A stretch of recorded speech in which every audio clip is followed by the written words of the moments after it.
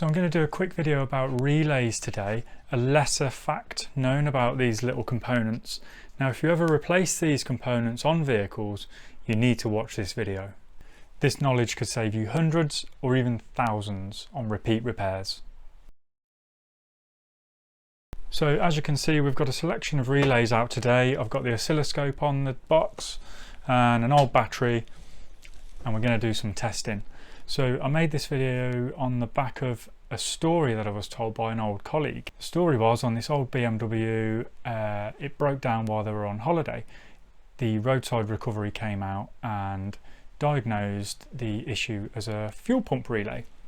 So they replaced the fuel pump relay and the customer went on their way, completed their holiday, and I think on the way home or a few weeks later or something, I can't remember, it ended up breaking down again with the same fault. So it got recovered into a BMW dealer. The guys looked at it and diagnosed it as an engine control unit. So the engine control unit had failed and the fuel pump wasn't working again.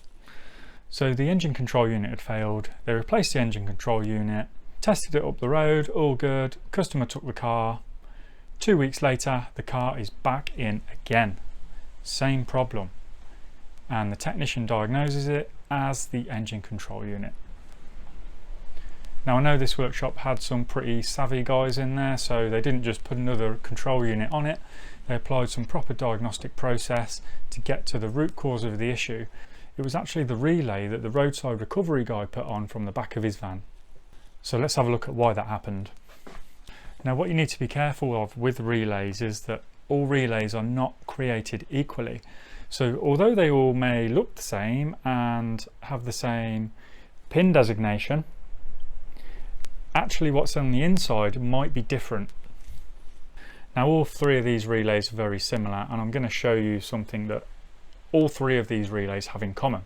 So if you look on the side of this relay, we've got a little diagram of how the circuit is laid out with the DIN numbers, so terminal 85 and 86 for the coil and 87 and 30 for the power side of the relay.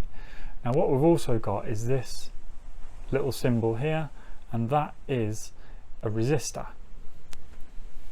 We can see the same resistor on this relay here. A bit more difficult to see on this one, but this has also got it. Now I know this is a very different relay, but it does not have that resistor. When you energize the coil inside this relay, a magnetic field builds up around the coil, and when you actually turn that coil off, that magnetic field is induced back into the coil and generates a spike of voltage. And that resistor is there to protect whatever's on the other end of that relay. In the case of my colleague, it was a very expensive engine control unit. So how bad could it really be? Let's connect it up and have a look. So I've got my PicoScope 2204A connected up here today with my Handtech automotive oscilloscope probe. Links are in the description below if you want to check them out. So what I'm going to do first is I'm going to change the voltage scale to 20 volts, and we're going to put the time to something we can read over a period of time. Go for 200 milliseconds. So I'm going to take this relay to start with, and we're going to connect up some jump leads, and we're going to go on pin 85 and 86 for the relay, and then we can power up the relay on the battery. Then what I'm going to do is connect up the oscilloscope leads to measure what we're getting. Connected up there.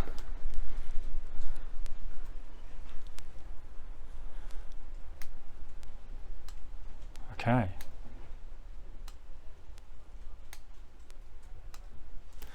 Right, we can see there straight away it's going off the screen, and that's a good relay with a resistor in it. What we'll do is take the resistor out in a minute and have a look at what the difference is. So we'll scroll back there. Okay, so that is going off the screen. So we can see we've powered on the relay here at 12 volts, turned it off. It's actually gone down above minus 20 volts. So let's connect up the attenuator.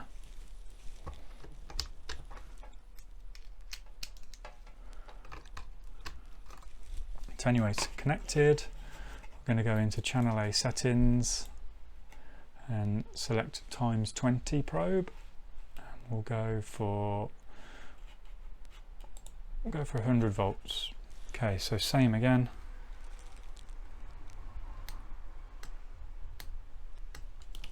Okay, so we can see our little spike there. We can zoom in and actually see that it's gone down to about minus 45 volts. So that's quite a spike. So now let's take the resistor out of one of these relays and do the same test. So all I've done is taken the case off the relay and removed this resistor which was inside. So now what I'm going to do is connect this up in the same way and do the same test. So I'm going to save that waveform, and if you do want to check out the waveforms that we use in the videos, click the link below in the description, tap in your email address and you'll get a link to the folder where they're all stored. Okay, let's see what we get this time. So still set at a 100 volt scale with the attenuator connected. Wow. So we're actually over ranging on this as well. So if we just stop it there and go back, we can see we've gone off the scale here at minus 100 volts, and we also actually went off the top here at plus 100 volts. So what I'm going to do is going to reset the scale to 400 volts and see what we get.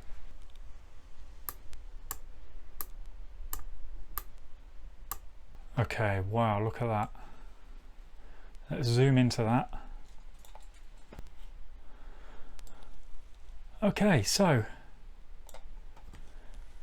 270 volts, and actually 350 peak to peak. So going back to the old story, what was happening is they obviously put a relay on that wasn't the right specification, it didn't have the resistor on it, and then it sent a spike down to the engine control unit and took that circuit out. Right, so I'm going to adjust some scope settings to see if we can actually get a bit of a deeper measurement. What I'm going to do is increase the sample rate, where we might actually be missing some of the amplitude on that spike. So I'm going to go up to the top here, I'm going to put it to the maximum. So we're doing 800 kilo samples a second at the minute. I'm going to put that up to 2 gigasamples, and let's have a look what we get this time.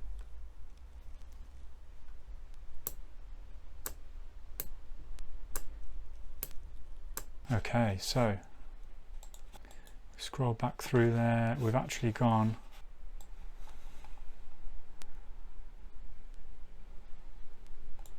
up to about 355 volts there, so we weren't actually measuring the whole spike on the last time. Okay, so changing the settings there, we can see that we've actually gone up to around 355 volts, and again, that it could be more than that.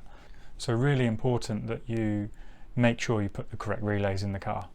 So let's see what this thing does. This is supposed to have no resistor in it as standard. Let's see what we get. Okay, so I've reset the scope and ready to go. Wow. Okay, so did you see that one? So let's zoom in. And we've got approximately 384 volts there.